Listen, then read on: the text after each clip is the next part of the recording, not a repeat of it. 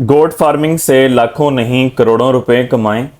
गोट farming करोड़ों और अरबों रुपए की गेम है। इस तरह के बहुत सारे थंबनेल्स आजकल मार्केट में सोशल मीडिया के अंदर गर्दिश कर रहे हैं और बहुत सारे जो नए जहनों के लोग हैं, जो नए नए गोट फार्मिंग की तरफ आना चाहते हैं, तो उनका पक्का प्लान बन जाता है कि अगर ये वाकई करोड़ों का बिजनेस है तो हम ये बिजनेस ज़रूर करेंगे।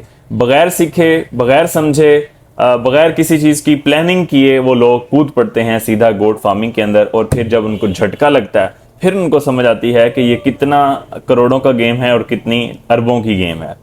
तो आज की वीडियो का टॉपिक यही है कि हम इसको क्या वाकई ही करोड़ों रुपए कमा सकते हैं, अगर नहीं कमा सकते तो उसकी वजह क्या है, गोट फार्मिंग में नाकामी की वजूहात क्या होती हैं। आज की वीडियो में इन तमाम चीज़ों को डिस्कस करूंगा। बिस्मिल्लाहिर्रहमानिर्रहीम। अस्सलाम वालेकुम नाजरीन, मैं हूं डॉक्टर नुमान अली और आपकी खिदमत में एक नए सेशन के साथ हाजिर हूं। करोड़ों की जी गेम है ये गोट फार्मिंग।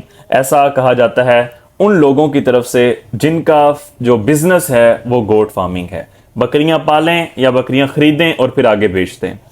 सवाल नंबर एक ये है कि सिर्फ वही लोग इस चीज का ढंडोरा पीट रहे हैं कि जी ये करोड़ों का बिजनेस है, जी करोड़ों का बिजनेस है, करोड़ों कमा लें, जो लोग ये बिजनेस कर रहे हैं। मैं आपसे ये पूछना चाहता हूं कि अगर हम जो बिजनेस मैं कर रहा हूं, एक चीज मैंने सेल करनी है, फॉर एग्जांपल एक मोबाइल है, ये मैंने फरोख्त करना है।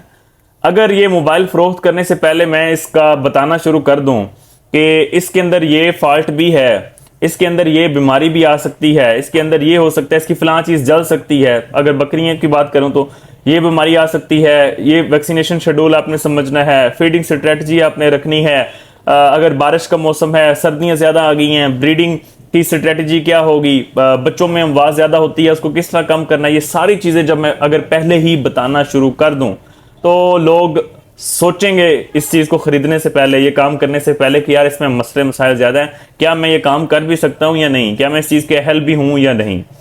जब मैं सिर्फ ये बता दूं कि इससे आप इतने पैसे कमा सकते हैं, इतने पैसे कमा सकते हैं, तो जिनका ज़हन नहीं भी बनना होता उनका भी ज़हन ये काम करने को बन जाता है। लोग बेखतर कूद पड़ते हैं। ठीक हो गया।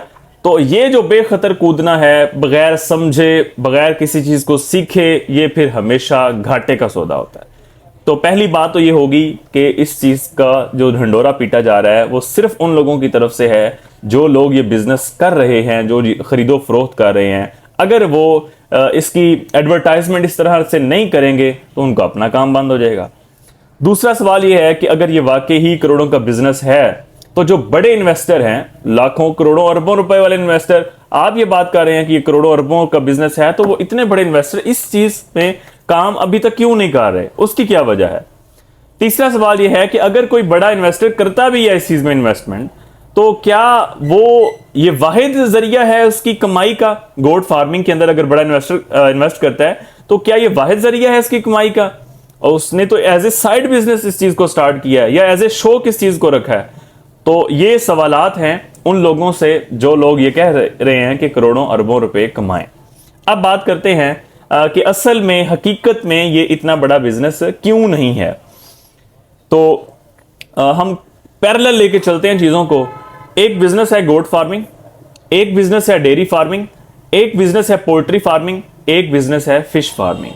जब हम बात करें डेयरी फार्मिंग की, यानी कि गायों और भैंसों की फार्मिंग की, तब कौन सी चीज खरीद फरोख्त होती है। सबसे पहले नंबर पे गोश्त। आप बाजार के अंदर जाएं, आपको हर गली के अंदर, हर रोड पे कोई ना कोई बीफ की शॉप वाला, बड़े गोश्त की शॉप वाला, कसाई जरूर मिलेगा।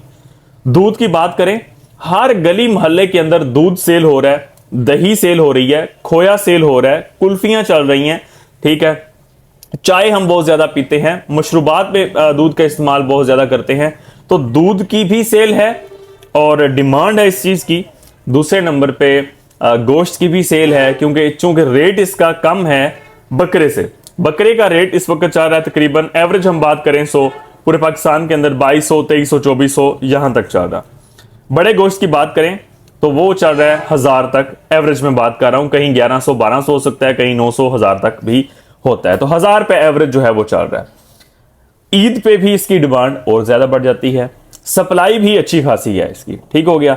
तो रेट कम होने की वजह से और इसकी चीजों का इस्तेमाल ज्यादा होने की वजह से तो ये चीज मार्केट के अंदर फ्लो पकड़ी हुई है। हर बड़ा इन्वेस्टर सबसे पहले देखता है डेयरी फार्मिंग की तरफ। गोट फार्मिंग को अभी उन्होंने पीछे रखा हुआ।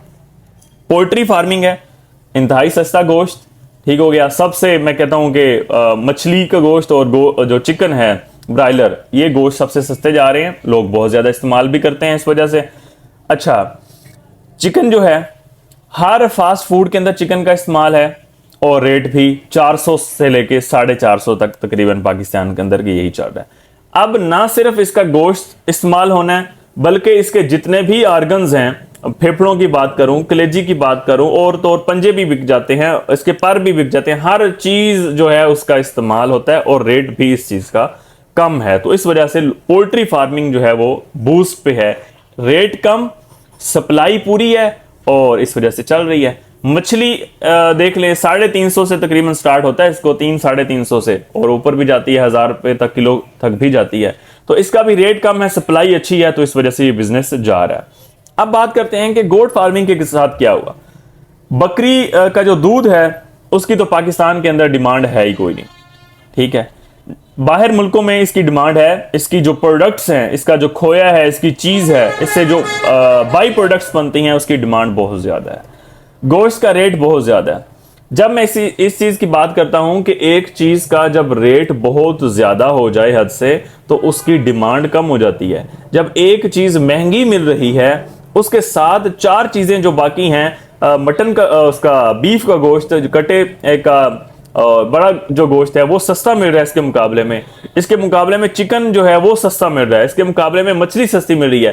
3 चीजें जब लाइन में सस्ती मिल रही हैं, हम ये कह सकते हैं कि मटन की ख्वाहिश तो लोग करते हैं कि ये खाएं, इसकी अफादियत बताई जाती है कि इसके फायदे बहुत ज्यादा है, फायदे अपनी जगह पे मौजूद हैं, लेकिन जब इसका रेट सुना जाता है तब इसकी डिमांड कम हो जाती है। ख्वाहिश जरूर है, डिमांड कम है। फिर लोग यहां पे बात करेंगे कि जिस चीज की सप्लाई कम हो जाए उस चीज का रेट बढ़ जाता है। भाई अगर मैं बात करूं इनकी तादाद की पाकिस्तान के अंदर जानवरों की, तो जो भैंस है वो यहां पे मौजूद है जी 4 करोड़ 10 लाख, जो है गाय वो मौजूद है जी 4 करोड़ 96 लाख, पाकिस्तान की मैं बात कर रहा हूं। बकरी जो है उसकी तादाद इन सबसे ज्यादा है 7 करोड़ 80 लाख, शीप भेड़ उसकी तादाद है जी 3 करोड़ 9 लाख। तो तादाद में भी ये सबसे ज्यादा खड़ी है, इसका मतलब सप्लाई इसकी कम नहीं है, सप्लाई मौजूद है। लेकिन जब एक चीज की रेट बढ़ती है तो उसकी बहुत ज्यादा रेट बढ़ जाने की वजह से या उसके मुकाबले में जो दूसरी चीजें खड़ी हैं उनका रेट सस्ता होने की वजह से ये जो महंगी चीज है इसकी डिमांड जो है वो कम हो जाती है। मटन के साथ, बकरे के साथ भी यही हुआ, इसकी डिमांड भी इस वजह से कम होगी। अब लोगों को सिर्फ ये बता देना कि ये करोड़ों का बिजनेस, करोड़ों का बिजनेस, करोड़ों का बिजनेस, लेकिन जब गोट फार्मिंग की जाती है तब इसके अंदर मसले मसाइल क्या आते हैं, उन चीजों पे बात करना ज्यादा जरूरी है।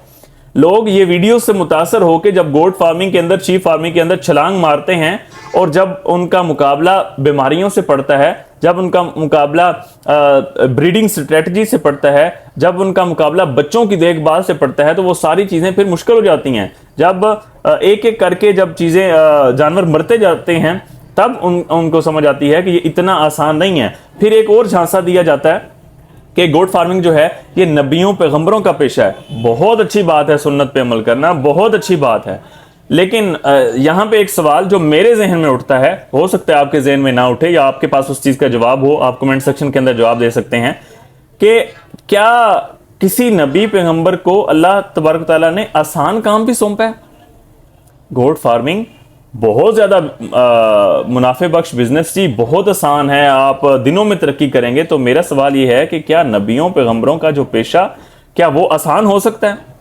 तो मेरा जहन तो इस चीज के सवाल पे कि मेरा जहन झंझोड़ता है। तो वीडियो लंबी हो चुकी है, इसका जो दूसरा पार्ट है वो जरूर बनाना पड़ेगा। तो दूसरे पार्ट के अंदर मैं इंशाल्लाह बताऊंगा कि गोट फार्मिंग फ्लॉप किस तरह होती है या चैलेंजेस कौन से आते हैं। अगर आप वो चैलेंजेस सीखते हैं, उन पे काम करना आप सीख जाते हैं बिल्कुल, तब कोई मसला नहीं। गोट फार्मिंग मुनाफे बख्श बिजनेस जरूर है, लेकिन इतना मुनाफे बख्श नहीं है जितना कि इसको बताया जा रहा है। फिर मिलते हैं इंशाल्लाह इसी वीडियो की नेक्स्ट पार्ट में।